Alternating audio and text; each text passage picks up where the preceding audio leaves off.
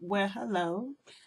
This is a recap of the club leadership meeting from October the 10th, and I missed you. If you weren't present, I do appreciate those that informed me that they were not going to make it. And at the end of the video, you will receive a code word, and you need to email me this code word so I know that you have watched this video. And so, one, in terms of making things accessible and convenient for people, I do try to do a recap video of a meeting.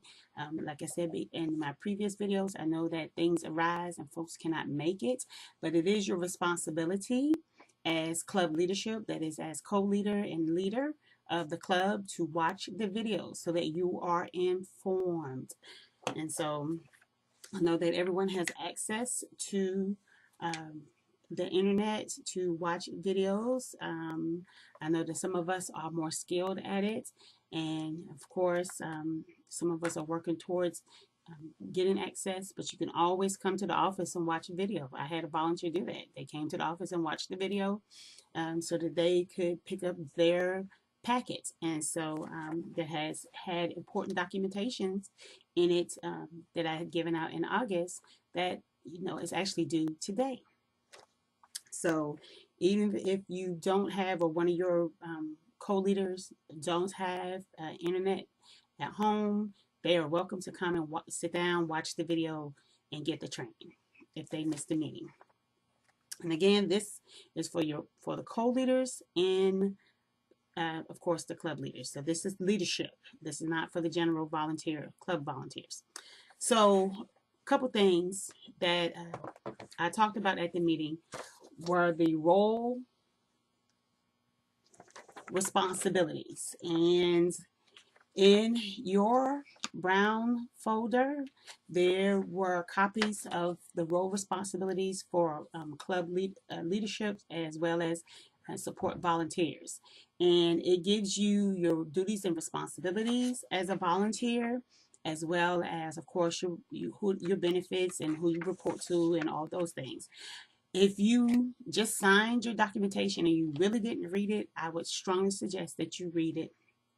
And just want to remind you again that being a volunteer is an appointed position, and at any time, whether it's the volunteer or 4-H, it can be terminated. So if you find that your responsibilities are pulling more and more from you, and you see that demands of the role of leadership is asking more and more of you, and you don't have the time to commit, and I understand that you love and you appreciate working with young people, but you find that you cannot meet those responsibilities and do a job well done, then take the step and go ahead and step down. And it's no hard feelings. Just, we know that demands in our lives has ebbs and flows. So I know when we mentioned about being able to terminate, it's an understandable thing. If you find that you cannot commit like you did in the past, it is okay to step down. So in your brown folder, like I said, it has the role responsibilities for the club leader, the whole organizational leader, support volunteer, judging coach, as well as the project volunteer. So in your packet, and if you so happen to have not picked up your packet, which means you have not watched the video that I sent out in August and then sent out a reminder about the video not too long ago, then your club is in the rear, meaning that they are not being informed. And it is your responsibility as the club leader and the co-leader, but most of all as the club leader, to make sure that you transfer information to your club members. That's something that's very important. Leadership meeting versus training, and there is a difference. A leadership meeting is what I hold with the club leadership, and just from the guidelines, the new guidelines that are going into effect in 2014, which I have to write my plan of work for, it's going to increase. We will end up having more club leadership meetings, which means you need to make those meetings as well as your co-leader. And I know there's times when only one of you all can make it, but when it's possible, and strongly encourage that both of you all make the meetings so that you both will be informed and know what's happening. So the leadership meeting is just for the club leader and the club co-leader. A training could be on a specific topic. It could be on how to prepare youth for public speaking, or to how to work with youth that have learning disabilities. That's a training. And so that those trainings are open to all volunteers. It's just like tonight we're having the Make a Difference Monday, and it's going to be on risk management, which is open to all volunteers. As the club leadership, you want to make sure that you inform your volunteers of the trainings, even though the announcements will go out. But again, just follow up with them. You have a more intimate relationship with them than I do, unless I just see them on a regular. And some volunteers I see more often than others, but some of you all have a closer relationship with your club volunteers. So the screening process. The screening process for volunteers changed. The new youth protection standards have changed. And as I had mentioned in the email that had gone out, it's a lot of things are more stringent. And so we want to make sure that we are in alignment, and just want to say that even though a person may have a packet in the process, they are not a cleared 4-H volunteer until they have received a letter of acceptance from our office. And that's something that's very important. The other thing is that being in leadership is an appointed position each year. So your documentation must be in our office so that we can get that letter to you if we're going to continue to serve in that role. So that's the letters of appointment. And again, just remember, even though somebody may be in the process, they are not a volunteer until they have received their letter from our office. The enrollment of new members, you want to get those in, and the enrollment forms changed as of the email I received on Friday. So they have been updated. So your club members, those that are already in the system, should be receiving emails, and those volunteers that are in the system should be receiving emails to let them know that they need to go to the website to do some updates, because some additional things, like there's a transportation piece that has been added to the participation form and code of conduct. So make sure that they go to the follow up on that email. So you want to share that with them. Make sure that they follow up on that email. So that was something new. Again, I talked about Make a Difference Mondays. Those are trainings. I know that you cannot make every one of them. And if you can't make it to the site, or like here or in Leon County, you can connect through Adobe Connect, which is awesome.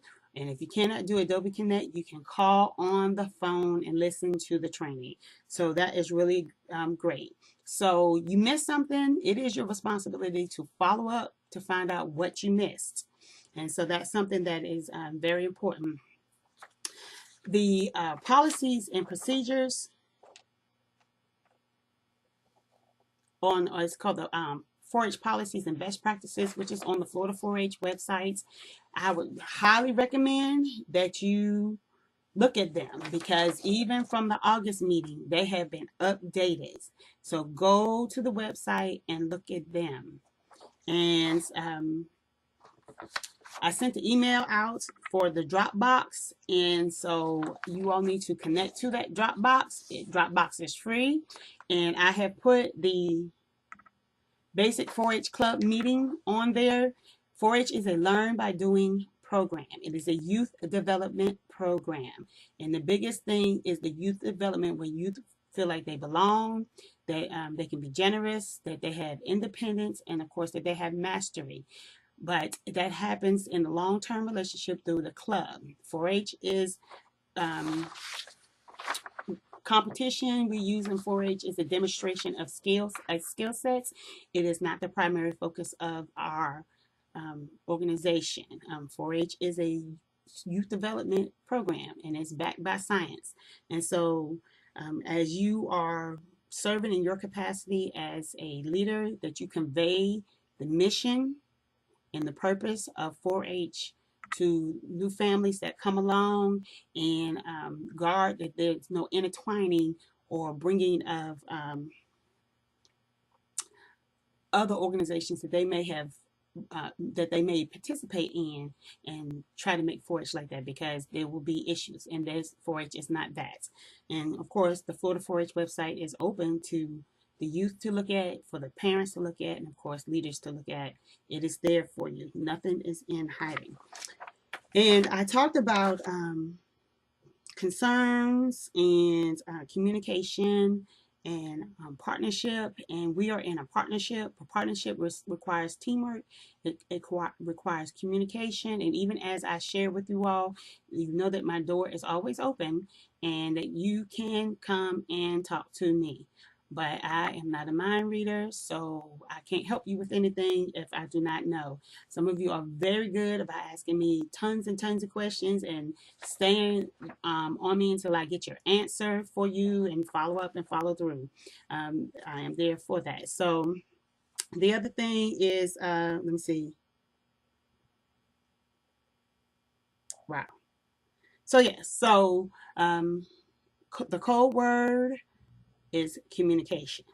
Communication, which is a two-way, and it requires listening and then also making sure that you have an understanding and repeating back to someone so they would know that you have an understanding. So just know that we have new youth protection standards and guidelines, and that covers everything from our adult volunteers to our summer youth volunteers.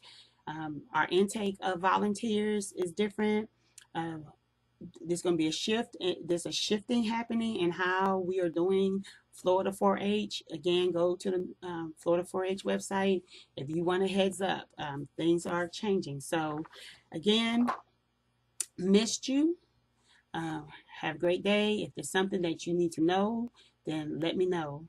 But again, I sent in the email, so I will be starting setting appointments so that I can start meeting with you all, because there's some things that we just have to do. And then the other thing is to remind that in November I will be doing a your youth leadership training. That's with your club officers. And I do want to mention a dress code. Again, I mentioned it in my first video of the year.